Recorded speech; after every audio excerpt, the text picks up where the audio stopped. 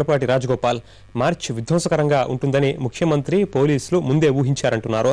గతంలో కూడా నాడు మిలియన్ మార్చ్ అంటూ విగ్రహాలని ధ్వంసం చేశారని, తెలంగాణవాదం పేరుతో చేస్తున్న పనుల వల్ల యావత్ తెలుగు జాతి తలదించుకోవాల్సిన పరిస్థితి వచ్చిందని అన్నారు లగడపాటి. మార్చ్ శాంతియుతంగా జరుగుతుందని హామీ ఇచ్చిన నేతలు ఇప్పుడే సమాధానం చెబుతారని ప్రశ్నించారు ఆయన. మార్చిలో విధ్వంసం జరిగినందుకు ఆ నాయకులు రాజీనామా చేయాలన్నారు.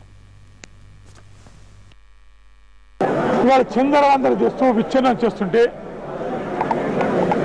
యావత్ తెలుగు జాతి సిగ్గుతో తలదించుకునే పరిస్థితి వాళ్ళు దాపరించింది.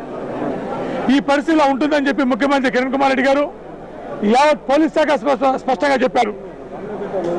ఎవరైతే మార్చి తలపెట్టారో వారు గతంలో కూడా ఇలా విధ్వంసం సృష్టించారు. వారు తెలుగు జాతిని సర్వనాశనం చేయడానికి కంకణం కట్టుకున్నారు. అటువంటి వారికి ఇవాళ తెలుగు జాతి, తెలుగు తల్లి గుండెకాయలని హైదరాబాద్ని విచ్ఛిన్నకర పరిస్థితికి ఒక అవకాశాన్ని ఇవ్వద్దు అని మొరబెట్టుకున్నారు.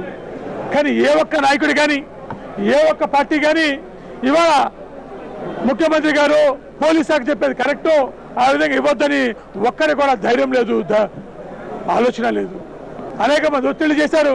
ఆ ఒత్తిడికి లొంగి చివరికి ప్రభుత్వం అవకాశం ఇస్తే ఇవాళ మీడియా వాళ్ళని చూడకుండా, అమాయకులను చూడకుండా పోలీసులు కదా ఎవరిని పడితే వాళ్ళని ఇష్టానుసారం ఉద్దేశిస్తుంటే యావత్ దేశంలో తెలుగు జాతి, తెలుగు వాళ్ళగా తలదించుకోవాల్సిన పరిస్థితి వాళ్ళ అందరికి వచ్చింది. ఇవాళ తెలుగు జాతిని, తెలుగు రాష్ట్రాన్ని ఏం చేయాలనుకుంటున్నారు? ఉపేక్షించేది లేదు. ఇంతకాలం సహనం ఓర్పుతో ఊరుకున్నాం. హైదరాబాద్ ఎవడబ్బా సొమ్ము కాదు, ప్రతి ఒక్కరి సొత్తని, హైదరాబాద్ ప్రతి ఒక్కరికి సమాన హక్కు ఉందని, ఈ విధంగా విధ్వంసకారులకి హైదరాబాద్ చోటు లేదని చాటి చెప్పే సమయం ఆసన్నమైంది.